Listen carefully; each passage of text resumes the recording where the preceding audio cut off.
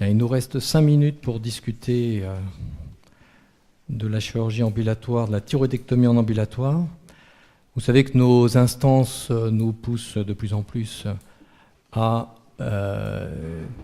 limiter la durée d'hospitalisation. Il y a eu donc beaucoup de discussions sur la faisabilité d'une thyroïdectomie en ambulatoire et on a souhaité, au sein de l'AFCE, d'éditer des recommandations. Donc au terme d'un long travail, avec une étude du PMSI, une bibliographie complète, une étude de l'aspect médico-légal et une enquête auprès des membres de la FCE dont je vais vous parler brièvement. Tout ceci a fait l'objet d'une communication longue lors du dernier congrès de l'Association française de chirurgie et les recommandations proposées ont été votées en Assemblée générale. Donc ça date du 3 octobre 2012 et ces recommandations vont être publiées. Le papier a été accepté dans le journal de chirurgie viscérale, vous savez, le seul journal en français dédié à la chirurgie viscérale.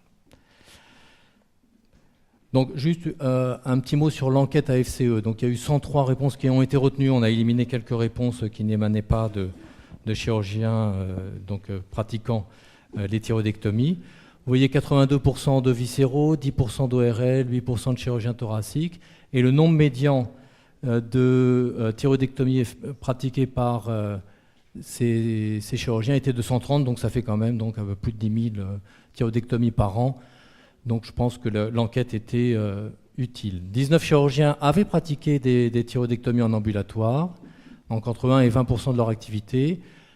Pour les 2 tiers d'entre eux, c'était uniquement des lobectomies. Pour les autres, ils avaient fait quelques thyroïdectomies totales. Mais on se rend compte que finalement, le nombre de thyroïdectomies effectuées en ambulatoire par les membres de la FCE qui ont répondu au questionnaire était finalement très faible. 1 à 2% des thyroïdectomies étaient réalisées en ambulatoire. Et on retrouve exactement les mêmes chiffres dans les séries britanniques et américaines. Donc, parmi ceux qui n'avaient pas fait d'ambulatoire, il y en avait quand même la moitié qui souhaitaient éventuellement développer cette activité. Pour la moitié d'entre eux, pour des lobectomies uniquement, puis pour les autres, éventuellement, pour des thyroïdectomies totales, mais en respectant un certain nombre de changements dans leur structure, une sélection sévère des patients, une reconnaissance institutionnelle, etc. Et ce qui bloquait donc ce souci de développer l'activité ambulatoire pour la thyroïdectomie, c'était la crainte de l'hématome cervical compressif. C'était vraiment la quasi-totalité de ceux qui ne souhaitaient pas débuter ce type d'activité. Puis il y avait aussi la revalorisation tarifaire de cette activité.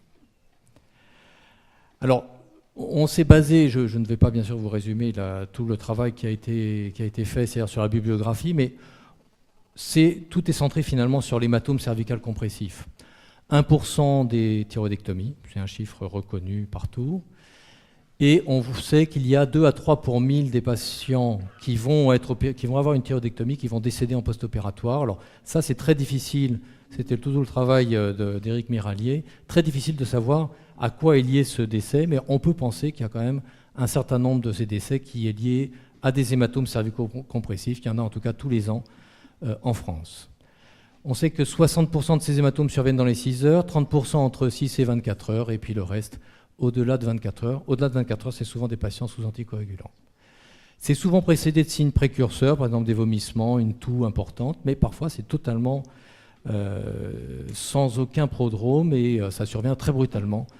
Et donc c'est toute la difficulté de savoir qui va être candidat à ce type de complications, ce d'autant qu'il n'existe aucun facteur de risque indiscutable. Et ça, c'était le résultat de la bibliographie extensive qu'on avait fait pour ce travail. Donc, nos recommandations, que je vous résume, puisque là, nous avons quelques minutes, c'est que la prise en charge de référence reste une hospitalisation comportant au moins une nuit en post-opératoire. Donc ça, c'est un élément important, c'est la première phrase des recommandations. Cette hospitalisation peut être de moins de 24 heures, parce que vous l'avez vu, au-delà de 24 heures, le risque d'hématome est exceptionnel.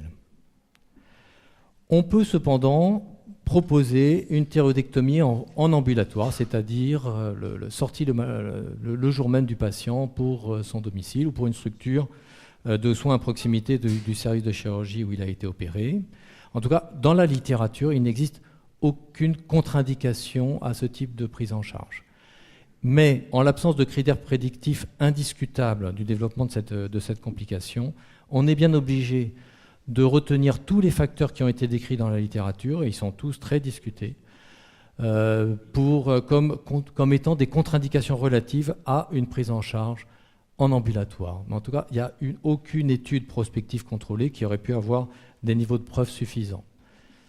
Et donc, voici la liste qu'on ne va pas détailler, bien évidemment, des facteurs de risque, des contre-indications relatives, à la prise en charge en ambulatoire.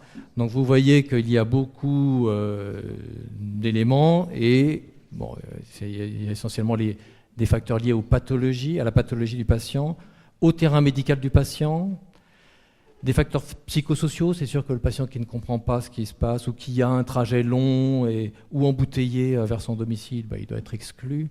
S'il n'a pas de téléphone portable, par exemple, pour être joint sur le trajet du retour, la faible expérience du chirurgien ou de son équipe ou l'absence de structure spécifique de chirurgie ambulatoire. Tout ça constitue des facteurs, des contre-indications relatives à la prise en charge en ambulatoire. L'obligation d'information, on l'a évoqué, elle est absolument fondamentale.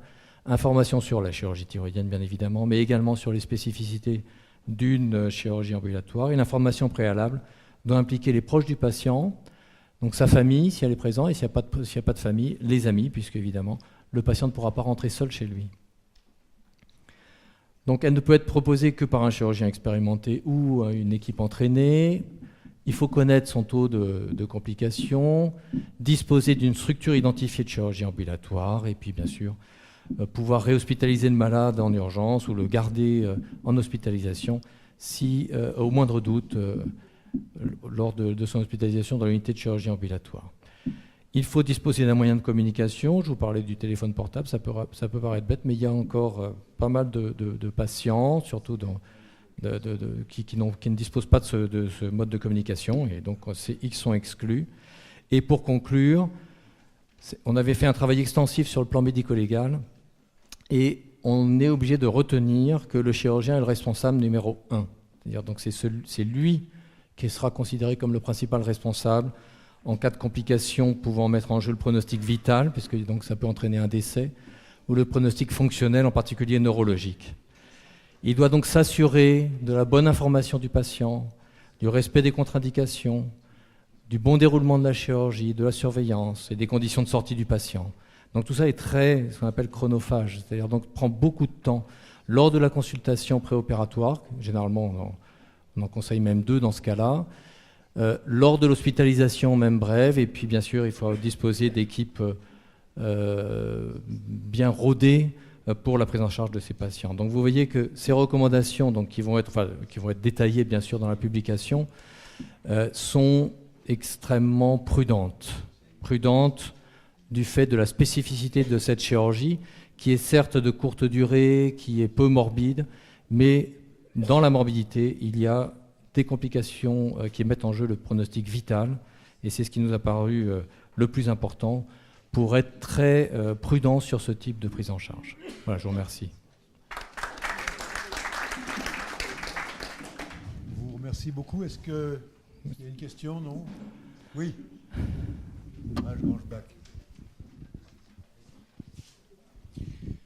Nos autorités tutelles sont très intéressées et pour favoriser la formation de la pratique de la chirurgie ambulatoire dans les établissements faits pour cette activité, ce qu'ils appellent hospitalisation de 1 jour. Et moi, je pense que le développement de ce genre d'institution est extrêmement grave et dommageable. Et je me demande si dans les recommandations, il ne faut pas que tu précises, ou vous précisiez, que cette chirurgie ambulatoire ne peut être effectuée qu'au sein d'un établissement qui ont la possibilité de la chirurgie classique, traditionnelle. Ça, je crois qu'un sujet de préoccupation pour l'Académie doit être son attitude vis-à-vis des hôpitaux. Absolument, c'est fondamental et on l'a précisé effectivement. Oui. Il ne faut pas que les chirurgiens deviennent des dentistes et qu'on aille chez le chirurgien comme chez le dentiste. Bien. On va conclure comme ça. Et merci beaucoup. Merci. Merci beaucoup. On vous remercie. J'ai quand même retenu de la discussion, je n'ai pas voulu prendre la parole, mais ce problème, on est quand même à l'académie. Quelle décision il faut prendre vis-à-vis du monitoring du nerf? Parce que ça deviendra quasi médico-légal, et moi, j'y crois pas trop à tout ça. Alors, c'est ennuyeux quand même. On ne va pas prolonger la discussion, on reprendra la discussion l'année prochaine.